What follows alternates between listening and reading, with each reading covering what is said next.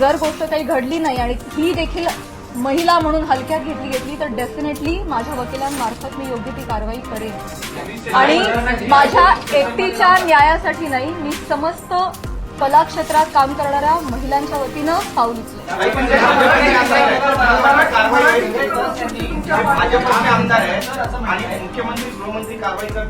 आता तुम्हाला एक चान्स दिला ना, बाकी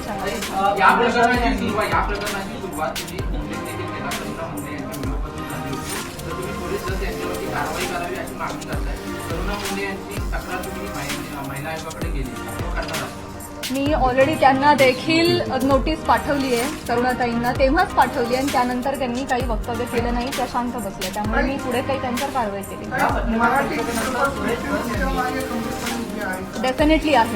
डेफिनेटली आहे. मराठी चित्रपटसृष्टी, सगळे कलाकार खंबीरपणे माझ्या पाठीशी आहेत.